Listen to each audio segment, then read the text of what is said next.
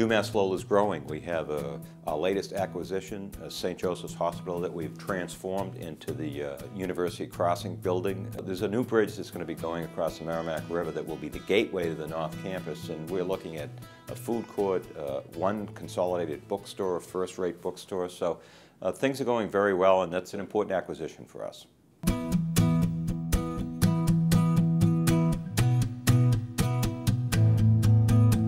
I'd be so excited to know that that would be a student space that we could get to use. You know, even though I'm graduating, it'd be something to come back to that would be really awesome to see the students using here on campus. The University Police Department will be housed there, and that's exciting for us because it's, again, right in the middle of the campus, and we can respond to all three areas quickly, and we're there to assist our students as their student housing is growing in the area. By us being a community policing agency, there's going to be a spillover into the community around us as we come and go and partner with the City of Lowell. We have our Emerging Technologies and Innovation Center with the steel going up. It's exciting to see that really at the other side of where this new bridge is going to go, a very visible site. And we're going to break ground on a new building on the South Campus. We also have on the drawing board a new parking facility that will go right in front of the Costello Gym. At the same time, we have a proposal we're going to move forward on to build more housing on campus, specifically on our East Campus, where that's where our students tell us that they want to live. I think it's important to note that at the same time we're increasing our geographic footprint, we're also decreasing our carbon footprint. I remember when I came to the campus, I would finish my Diet Pepsi and wonder where I was going to put it. Well, we no longer have to wonder. We've gone from 13% recyclable to 51%, and we're not stopping there. We're looking at other initiatives to make this a green campus.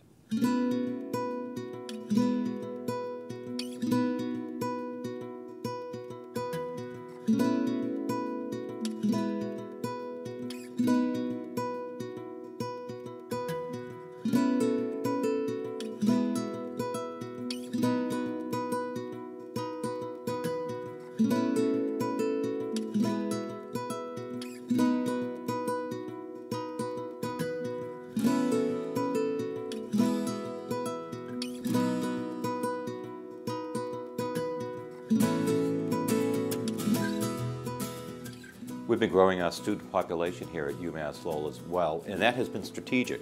When I got to the university had run 3 consecutive years of deficit spending. We needed to grow enrollment to increase the revenue so that we could make the investments we need to make. The great thing about it, you know, we're up 30% undergraduate students here at Lowell, and the quality of our students are actually higher and better. Higher GPA average in the last 2 years. Our combined SAT scores are up 20 points. With all the great things that are happening at UMass Lowell, the thing that I'm most proud of, student success rates are going up. The Chronicle of Higher Education recently cited UMass Lowell as having the largest increase in 6-year graduation rates, 8%, of any public research university in New England. Our freshman success rates are going up, and I think freshman success rates are critical. If you lose a student after that freshman year, there's a chance they'll never come back to college or a university. One of the reasons why we're successful at increasing graduation rates and student success rates is because we're increasing the number of beds on campus, fundamentally important to changing the dynamic here at the university. There's an unprecedented vibrancy on campus. Student life is so alive. Part of it is that more students are attending hockey games at the newly renovated Tsongas Center. Students are thrilled with the new Inn and Conference Center.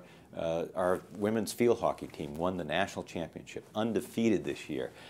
It's just UMass Lowell has become a place where students want to be on weekends, they want to be engaged, and it just feels great to be on this campus, whether it's at night, during the day, or on weekends. We are expanding our opportunities for our students to engage internationally. We're going to continue to provide those opportunities.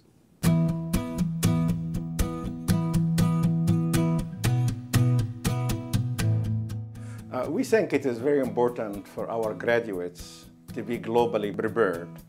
And really that means learning about the different cultures of the world. The model that we use is to have one of our faculty members connect with a faculty member at a partner university, and then take a group of our students who are also consciously taking the class with a group from students from the partner university. I taught a course on technology, entrepreneurship, and commercialization, and it was taught jointly with a professor from BCON, Ersan Orgay.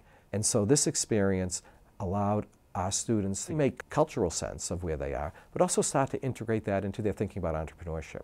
This trip definitely was a confidence booster. The biggest takeaways for me, I think, for this experience was, number one, definitely getting a different perspective on business from another culture. The whole experience of like taking class over there and visiting the companies and meeting some of the entrepreneurs and even just getting a different teacher's perspective over there, that has changed my undergraduate experience. Also the confidence to experience new things and, just out of nowhere going to another country, staying in another school, running around the city at night, taking an overnight train to Istanbul. I mean, those were things that just made you feel like it was just a really maturing experience.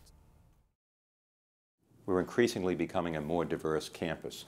We've increased the number of freshmen coming into the university from diverse backgrounds by 72%. We've increased the number of people of color on our faculty and as part of our staff by 20%.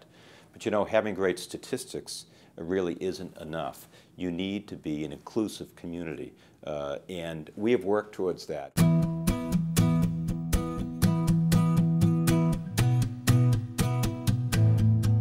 The newly developed Chancellor's Student Advisory Council on Inclusive Community has been created to develop programming initiatives and be a resource towards fostering inclusive community on our campus.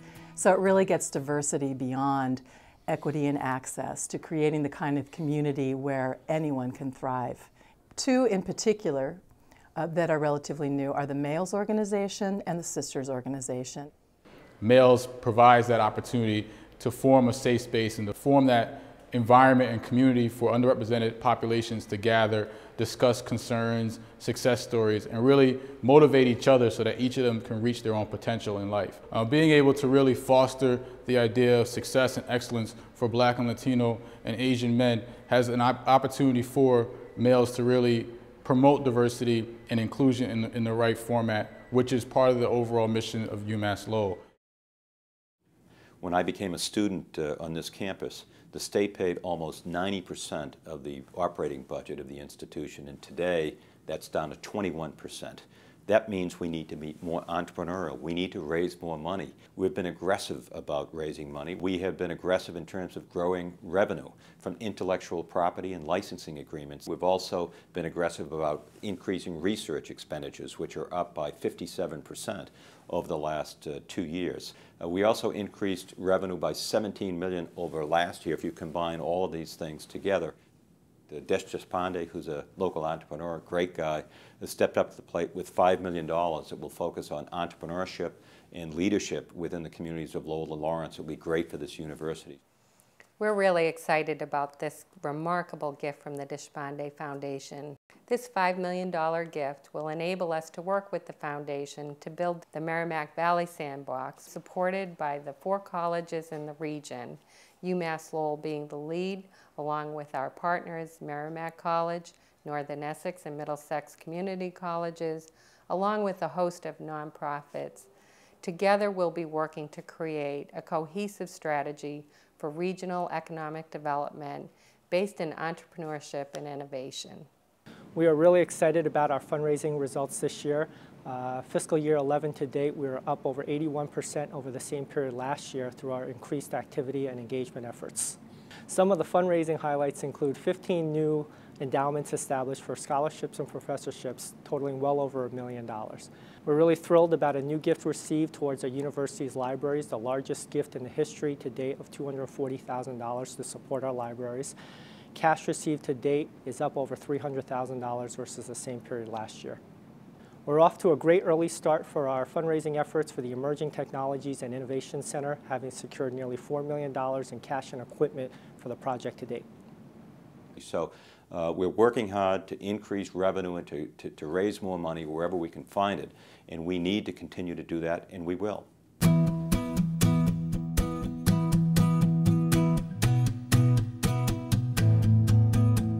CVIP is doing great. The measures of our success are, 1, We are on track to triple our revenues for CVIP over the same period for last year.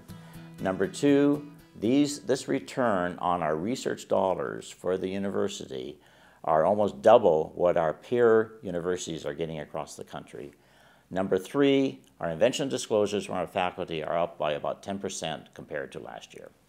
We're all very excited here at UMass Lowell about the nanomanufacturing research we have going on. We were awarded an NSF Nanoscale Science and Engineering Center, one of 4 in the country, and this was recently renewed for another 5 years. We've used this nanomanufacturing research to develop new products and processes. These processes have been demonstrated to the Army, who were so excited about what we've done that they're using it for nanomanufacturing of sensors for soldiers. These are for chemical and biological agent detection. They have recently given us $4 million to continue this research, which has been funded for the last 4 years. One of the things that we are working on is a hybrid mixture of sensors that's really optimized for explosive detection. We call this thing the Mini-Mutt. This battery-operated prototype of the Mini-Mutt identifies what type of hazardous gas is present in the atmosphere and tells how much is there. You know, it makes fiscal sense for the university to grow research expenditures. But to students, it's another opportunity to learn from the discoveries and scholarship of outstanding, accomplished faculty. We seek to fulfill the promise, not just to provide high-quality, affordable education. That's a given.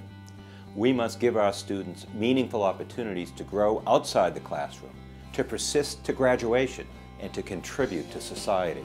At UMass Lowell, students learn with purpose. When they graduate, they are ready for work, they're ready for life, and they're ready for whatever the world offers them.